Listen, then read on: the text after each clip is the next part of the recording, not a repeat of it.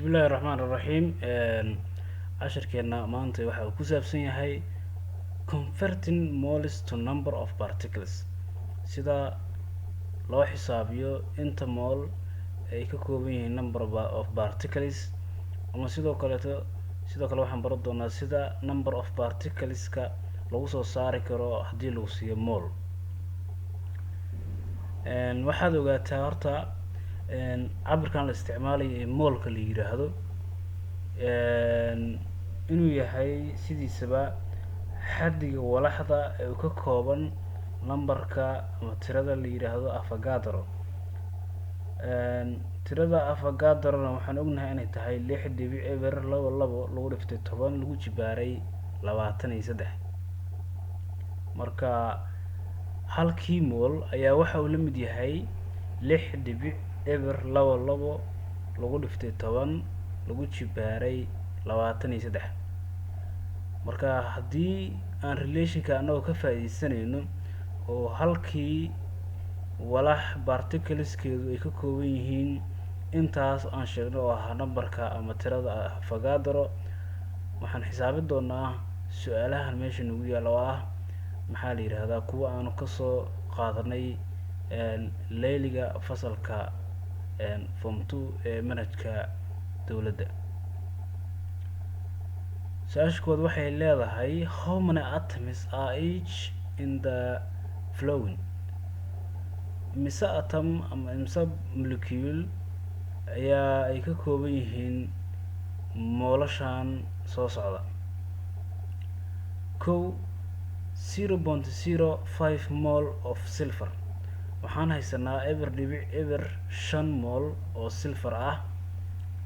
marka waxaana laga rabaa inta atom ama inta molecule inta aan iraahday atom ay ka kooban yahay intaas 0.05 mole oo silver ah inta atom ay ka kooban tahay.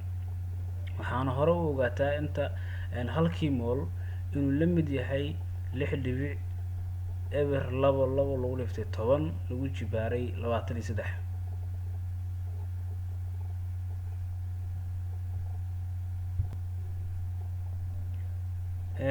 marka waxaan ka jawaabeynaa su-aasha koowaad. saan uga jawaabno su-aasha koowaad, marka waxaan leenahay givenka horta aan qorano. marka koowaad given maxaan haysanaa, givenkeena ayaan qoranaynaa. marka koowaad waxaan haysanaa horta n oo ah number of moleska silver.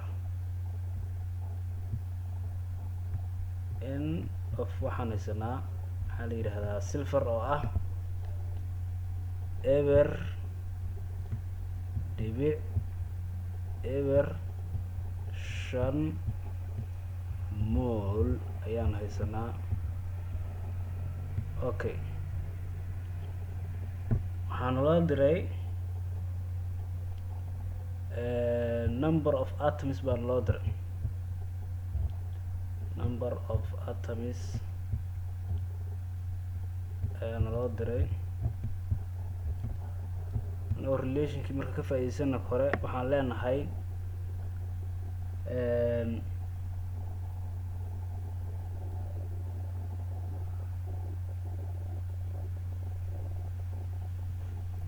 haddii hore waxaa naloo yidhi walax kasta halkeeda mole wuxuu ka kooban yahay 6.22 lagu dhiftay 10 lagu jibaar 23. marka waxaan leenahay haddii markaasi if haddii aan ku bilowno halkii mole oo ah of silver uu la mid yahay ama falar aan ku muujino uu la mid yahay ama dhanka atomyada uu kala mid yahay 6.02 lagu dhiftay 10 lagu jibaaray 23. iminka meeqaana la siiyey? waxaana la siiyey eber dhibic eber 5 mol intii oo weynaatay 5 mol meeqay la mid ah. haddii intaasi ay halkii mol la mid yahay 6 dhibic eber laba lagu dhiftay 10 lagu jibaaray 23 eber dhibic eber 5 mol meeqay la mid ah. sidaa darteed waxay noqonaysaa cross multiplication in labadaan ay isku dhacaan oo waxaa isku dhacaya maxaa la yidhahdaa eber dhibic eber 5 iyo waxaa isku dhici doona maxaa la yidhahdaa eber 6 dhibic eber 2 halka moolna wuxuu ku dhici doonaa egasta. sidaan bay qaacidadu noqon doontaa marka equal waxaa leedahay eber dhibic eber 5 mol mar walba ha ka tegin cabirku waa muhiim lagu dhiftay dhe markaas 6 dhibic eber 2 lagu dhiftay 10 lagu jibaaray 23. marka particlesku cabir ma laha loo qeybiyey aa leedahay markaas hal mol ayaad leedahay 1 mol. okay marka waxaa isla bixi doonaa mol iyo mol waxaa soo bixi doona ay noqon doontaa qaacidadu markaan isku dhufano maxaa la yidhaahdaa eber dhibic eber 5 lagu dhiftay calculatorka soo qaado eber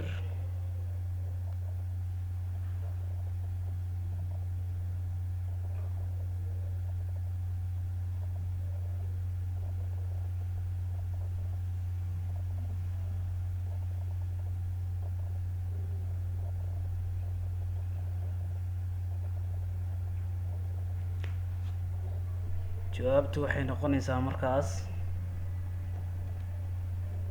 3 waxay noqon doontaa 3 maxaa la yidhaahdaa atom ayaa sameysmaya 3 atoms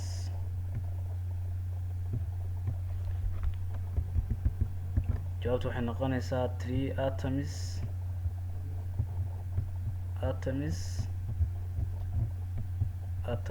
of yaa iska lahaa Ag ama silver. marka waxaan filayaa in la fahmay su-aasha labaad oo ah zinc sida loo soo saarayo adinkaan kaga tegayaa. waxaan u gudbayaa su-aasha saddexaad oo ah 0.06 mol of maxaa la yidhahdaa phosphoric acid ashtada la yidhaahdo. marka iyadana sidii lamid ah ayaan u xisaabinaynaa.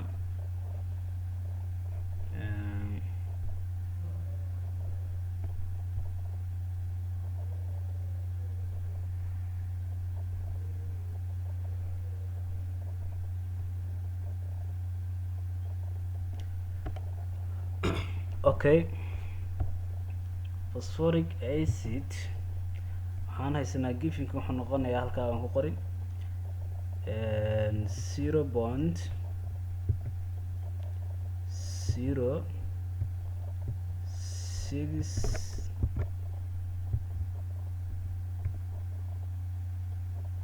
mol of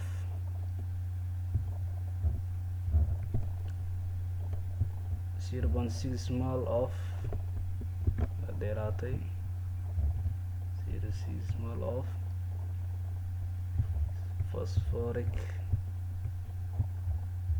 acid waa H3PO4. okay qaacidadii baan xisaabinaynaa inaad fahanteen bay ila tahay. waxaan leenahay haddii walaxda markaas lagu diray waxaad ogaataa ama maskaxda ku haysaa macnaha waxay noqonayaan substancega ama walaxda lagu siinayo ama elementiga lagu siin doono moolashiis markii lagu diray atomyadu macnaheedu waxaad ogaataa relation ka dhexeeya moolka iyo particles inuu yahay halkii mool oo walax kasta inay ka kooban tahay 6.22 lagu dhiftay 10 lagu jibaar 23 atom ama molecule. marka waxaan leenahay walaxdan lagu diimaanta waa phosphoric acid eber 6 mol oo phosphoric acid marka halkii phosphoric acid marka waxaan leenahay marka halkii mol oo ah maxaa la yiraahdaa phosphoric acid H3 waa H3PO4 haddii ay la mid tahay ama soo atomyadeedu ay yihiin 6.22 lagu dhiftay 10 lagu jibaaro 23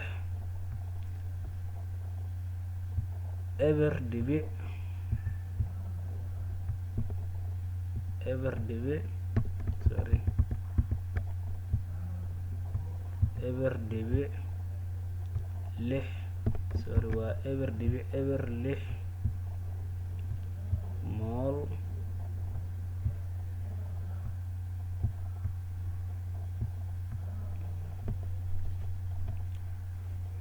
oo ah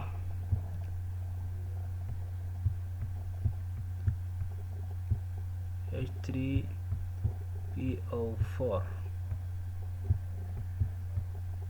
waa imisa su-aashaa noo tahay marka micno wuxuu noqon doonaa kuma soo tirtireynaa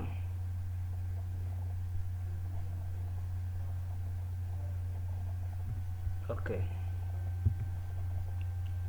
wuxuu noqon doonaa marka waxa isku dhici doona eber 6 mol of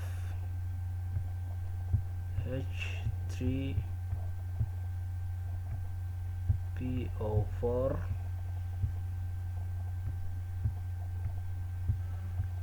lagu dhiftay 6.022 lagu dhiftay 10 lagu jibaaray 23 oo loo wada qaybiyey 1 mol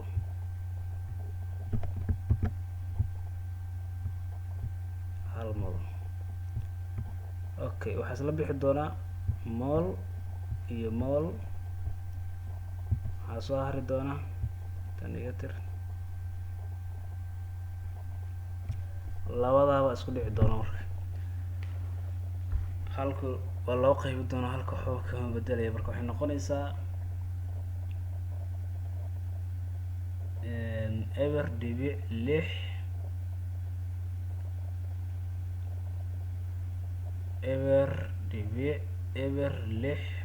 mol oo lagu dhiftay 6.22 lagu dhiftay 10 lagu jibaaray 23 jawaabtu waxay noqon doontaa 3 jawaabtu waa 3.6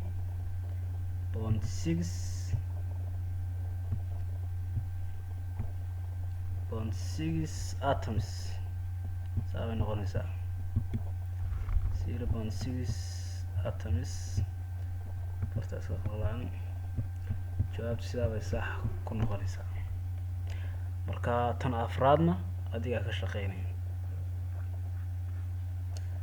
waxaan u gudbaynaa marka converting waxaan soo baranay sida mol loogu bedelo number of particles anagoo ka faa'iidaysanayna relationka ka dhexeeya maxaa la yidhaha Avogadro's number iyo mol, oo halkii mol uu la mid yahay 6.22 lagu dhiftay 10 lagu jibaaray 23. markaana waxaan ka shaqeynaynaa cagsigeeda.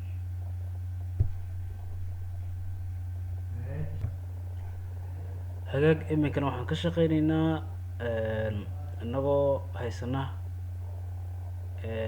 maxaa la yidhaahdaa particles ama atoms ayaan waxaan raadinaynaa inta mol ay ka kooban yihiin. haddaba isla relationkii hore anagoo ka faa'iidaysanayna ayaa waxaana la yidhi waxaa soo saartaan ama aada xisaabisaan inta mol ee ku jirta A oo ah magnesium oo la siiyey atomyadii. waxaa la yidhi 3.11 lagu dhiftay 10 lagu jibaaray 23 atom oo ah magnesium ayaa waxaana laga rabaa inta mol ay ku jirta. marka aan xisaabino inagoo relationkii hore ka faa'iidaysanayno waxaan lahayn 1 mol oo ah walax kasta waxa ay la mid tahay inta la yidhaahdo Avogadro's number oo ahaa 6.22 lagu dhiftay 10 lagu jibaaray 23. hadda waxaan leenahay 1 mol of magnesium waxaan ognahay 1 mol of Mg waxaan ognahay in ay la mid tahay ama ay ku jiraan 6.22 lagu dhiftay 10 lagu jibaaray 23. haddana molkii baana laga rabaa oo maan haysano, waa egas aan u qaadanaynaa markaa ma hayno, laakiin waxaan ognahay oon la siiyey markaan maxaa la yidhaahdaa number of particles dhan 1.5 0.24 lagu dhiftay 10 lagu jibaaray 23. okay, maxaan sameynaynaa marka? hadda mol ma hayno waana loo diray, laakiin waxaan ognahay waxaana la siiyey number of atoms dhan ay ahaayeen 1.5 0.24 lagu dhiftay 10 lagu jibaaray 23. waxaan hore ogeyn marka inagoo dhanka particles ka istaagayna in 6.22 lagu dhiftay 10 lagu jibaaray 23 ay la mid tahay 1 mol. marka 1.5 lagu dhiftay 10 lagu jibaaray 23 atom meeqa mol bay la mid tahay? okay, waxaan leenahay cross multiplication waxaa isku dhici doona labadan 1 mol ayaa wax ku dhici doona 1.5 6.0 taasna waan u qaybinaynaa. okay, waxaan leenahay 1 mol oo magnesium ayaa waxaan ku dhifanaynaa 1.5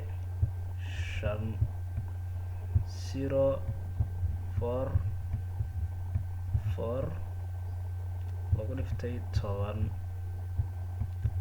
lagu jibaaray 23 ayaa waxaa loo qaybinayaa 6.0 labo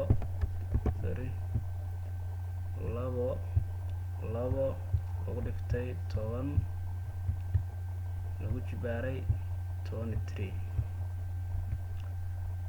okay, waa kalkulu garaysanaysaa waxaad tegeysaa scientificgaaga ama telefoonkaaga waad isku qaybinaysaa. okay,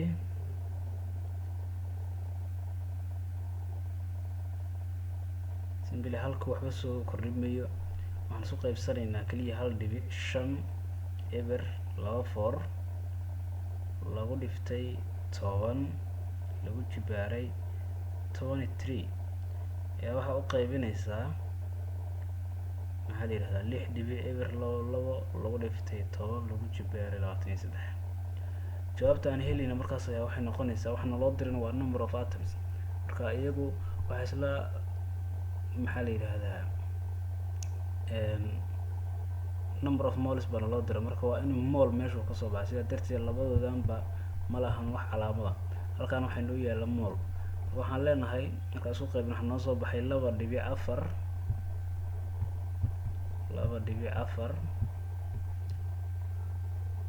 9